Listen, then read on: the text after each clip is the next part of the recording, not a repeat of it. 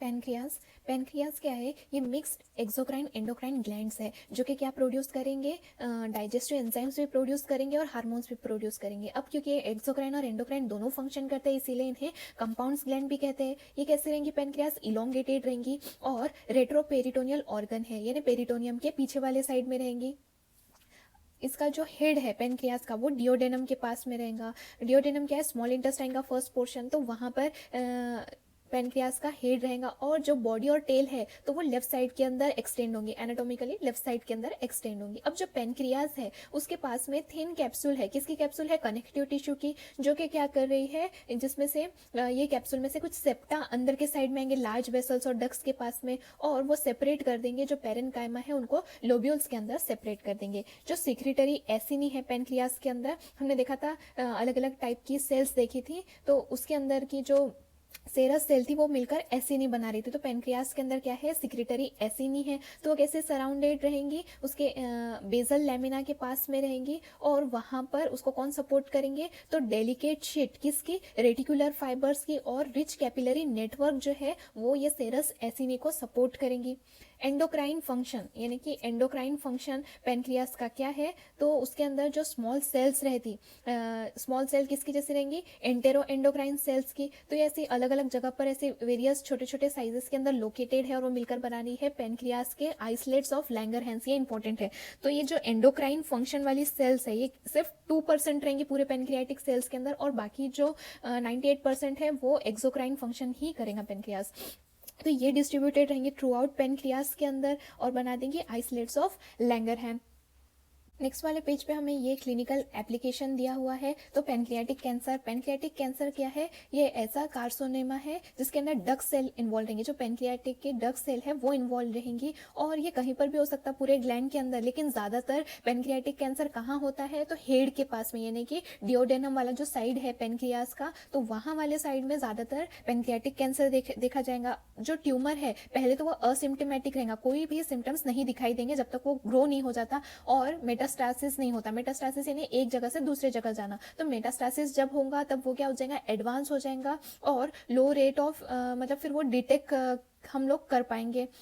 अब जो मेटास्टासिस है ये और बढ़ जाएगा, किस वजह से? क्योंकि वहाँ पर स्पार्स कनेक्टिव टिश्यू रहेंगे डक के पास में और वेस्कुलेचर के पास में पेनक्रियास के। तो ये है पेनक्रियाटिक कैंसर के बारे में दिया हुआ। उसके आगे है कि जो पेनक्रियाटिक एंजाइम्स है जो कौन प्रोड्यूस कर रही है? सेरस एसिनी। अब सेरस एसिनी हमने देख लिया है तो जनरली अल्फा अमाइलेज प्रोड्यूस करती है। तो ऐसे ही जो डाइजेस्टिव एंजाइम्स है ये कौन प्रोड्यूस करेंगे? तो सेरस एसिनी प्रोड्यूस करेंगे। कहाँ पर? लार्ज एक्सोक्राइन पोर्शन में। पेनक्रियास का जो एक्सोक्राइन पोर्शन है वहाँ पर ये प्रोड्यूस करेंगी। और जो ये एसिनी है वो किसके जैसी रहेंगी? तो पैरोटिड ग्लैंड की जैसे रहेंगी। हिस्टोलॉजिकली अगर देखें तो पैरोटिड ग्लैंड्स की जैसे रहेंगी। ये पैरोटिड ग्लैंड्स हमने चिक्स के अंदर देखी थी। चिक्स के अंदर जो पैरोटिड ग्लैंड्स है इनकी जैसी रहेंगी।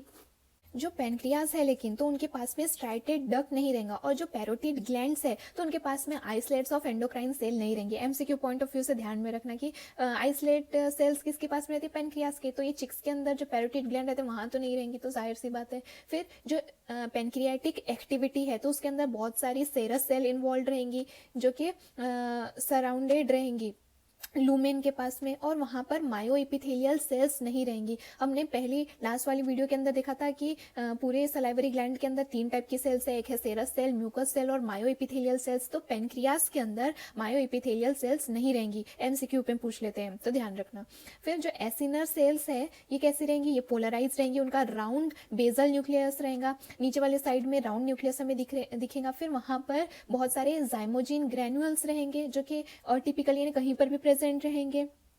और स्पेसिफिकली ये ग्रैन्युअल्स के अंदर क्या रहेगा? तो प्रोटीन सिक्रेटिंग सेल्स रहेगा। जाइमोजिन के अंदर क्या रहेगा? तो प्रोटीन सिक्रेटिंग सेल्स रहेगा। अब जो एसिनस है, एसिनस तो उसे कौन ड्रेन कर रहा है? मतलब ये ऐसा सपोज एसिनस है तो उसके पास में कौन इसको ड्रेन कर रहा है? कहाँ से आ रहे हैं इसके अंदर? तो इंटरकैलेटेड डक्ट है जिसके अंदर क्या रहेंगे? सिंपल स्क्वामस या फिर लो क्यूबॉइडल इपिथेलियम रहेंगी। जो इसकी इनिशियल सेल्स है यानी कि यहाँ के ये सेरस एसिनी के पास वाली इनिशियल सेल्स जो है तो क्या होंगी, लूमेन के अंदर एक्सटेंड होंगी। हमने देखा था ये ऐसा सेरस एसिनी है, यहाँ पे साइड साइड में सेल्स थी और बीच में खाली एक जगह वो छोड़ देता लूमेन, तो वो लूमेन के पास तक एक्सटेंड होंगी एसिनस के, और वहाँ पर पेल स्टेनिंग सेंट्रो एसिनर सेल्स हमें वहाँ पर कैरेक्टरिस्टिक दिखेंगे। ये क्या है, यूनिक फीचर है पेनक्रियास का।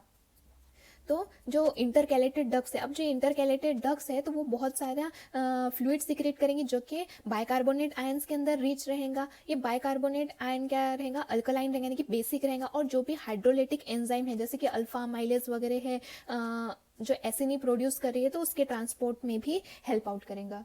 जो इंटरकैलेटेड डक्ट्स है अब वो मिलकर क्या बना रहे हैं, ऐसे जो स्मॉल इंटरकैलेटेड डक्ट्स है वो मिलकर बड़ा एक इंट्रालोब्यूलर डक्ट बना रहे हैं, इंट्रालोब्यूलर डक्ट और इंटरलोब्यूलर डक्ट बना रहे हैं। फिर ये जो है ये लार्जर, इनके पास में कॉलमनर इपिथेलिया रहेंगी। जैसे ये पैनक्रियाटिक डक्ट को ज्वाइन होगा तो उसके पहले इनके पास में जो कॉलमनर सेल है वो क्या होंगी, बढ़ती जाएंगी और फिर पूरे लेंथ में दिखेंगी पैनक्रियाटिक ग्लैंड के। अब जो एक्सोक्राइन पैनक्रियाज है तो वो कितना सिक्रेट करती है जूस, पेनक्रियाटिक जूस, तो 1.5 litre alkaline pancreatic juice per day ये सिक्रेट करेंगी और ये डायरेक्टली डिओडेनम के पास में इसे डिलीवर कर देंगी। डिओडेनम के पास में फिर जो बाइकार्बोनेट आयंस है, ये पेनक्रियाटिक जूस के अंदर जो बाइकार्बोनेट आयंस है तो वो क्या करेंगे, जो काइम है जो स्टमक से आया है तो उसे न्यूट्रलाइज कर देंगे, क्योंकि डिओडेनम के पहले का ऊपर वाला पोर्शन तो स्टमक था, तो वहां से जो काइम आ रहा था, जो फूड आ रहा था वो एसिडिक था, उसे न्यूट्रलाइज करने का काम कौन कर रहा है, तो पेनक्रियाटिक जूस के अंदर का जो बाइकार्बोनेट आयन है वो। तो यहाँ पर कह दिया उन्होंने कि डिओडेनम के अंदर जो पेनक्रियाटिक आयंस है वो न्यूट्रलाइज कर देंगे एसिडिक काइम को स्टमक के अंदर से जो आया है। और फिर वो क्यों ज़रूरी है, ऑप्टिमल एक्टिविटी के लिए, यानी कि अच्छे पेनक्रियाटिक एंजाइम्स ठीक से और ज़्यादा से ज़्यादा एक्टिविटी उसकी कर पाए, तो इसके लिए जो ये पीएच मेंटेन करना इसलिए ज़रूरी है। अब जो डाइजेस्टिव एंजाइम है जो कि लगेंगे तो वो कौन कौन से हैं, तो एक है protease, amylase, alpha amylase, lipase. तो प्रोटीएस क्या करेगा, प्रोटीन को ब्रेक डाउन करेगा, अल्फा अमाइलेज कार्बोहाइड्रेट्स का हाइड्रोलिसिस करेगी, कार्बोहाइड्रेट्स को ब्रेक डाउन कर रही है, लाइपेज लिपिड्स को, न्यूक्लियसेस डीएनए आरएनए को ब्रेक डाउन करेंगी। अब जो प्रोटीएजेस है तो ये कैसे सीक्रेट होंगे, in the form of inactive जाइमोजिन।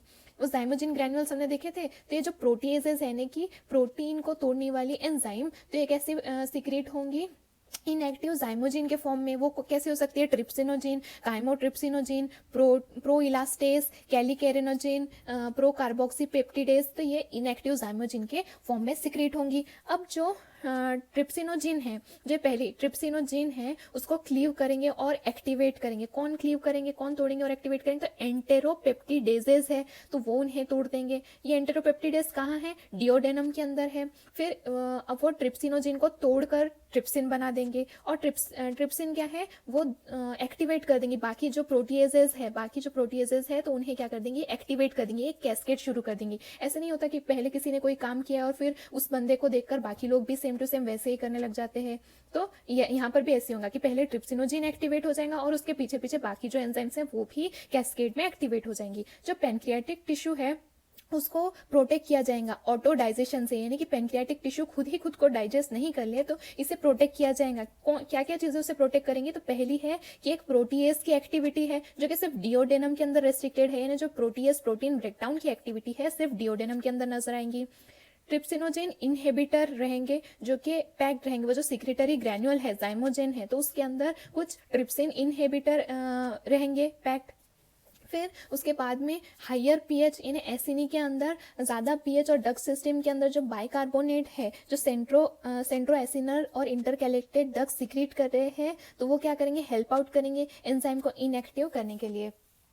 अब नीचे दिया हुआ है मेडिकल एप्लीकेशन के बारे में। तो पेनक्रियाटिक एक्यूट पेनक्रियाटाइटिस जब होता है, यानी कि पेनक्रियास का जब इन्फ्लामेशन होता है जो, तो क्या होगा, जो प्रोएंजाइम्स है वो क्या होंगी, एक्टिवेट हो जाएंगी और खुद की ही टिश्यू को डाइजेस्ट करना स्टार्ट कर देंगे, जिस वजह से बहुत सारी कॉम्प्लिकेशंस हो सकती है।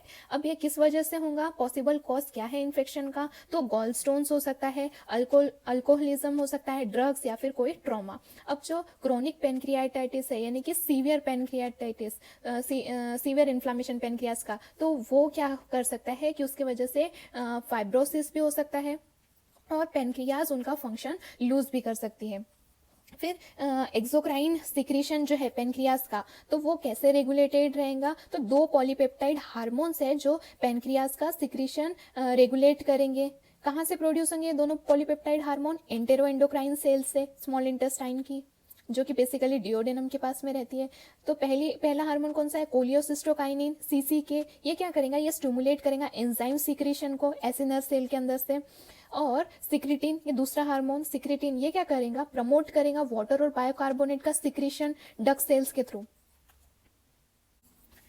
जो ऑटोनॉमिक पैरासिम्पैथेटिक नर्व्स है वो भी क्या करेंगी? स्टिमुलेट करेंगी सिक्रीशन पेनक्रियास के अंदर। कहाँ से? एसिनर और डग सेल, दोनों टाइप की सेल से ऑटोनॉमिक पैरासिम्पैथेटिक नर्व क्या करिए? स्टिमुलेट कर रही है सिक्रीशन, स्टिमुलेट कर रही है। यहाँ पे एक और एक मेडिकल एप्लीकेशन दी हुई है लीवर के बारे में, लेकिन हम इसे यहीं डिस्कस कर लेते हैं कि नॉर्मल लीवर के अंदर क्या रहेगा? डेंस कनेक्टिव टिश्यू मिलेंगी उसके पोर्टल पोर्शन, पोर्टल एरियाज के अंदर, जो कि ब्लड वेसल्स के अराउंड और डक्ट, बाइल डक्ट के अराउंड रहता है। लेकिन लीवर सिरोसिस के अंदर, ये सिरोसिस की होता है अल्कोहल की वजह से होता है, एक्सेसिव अल्कोहल की वजह से। तो लीवर सिरोसिस के अंदर क्या होगा?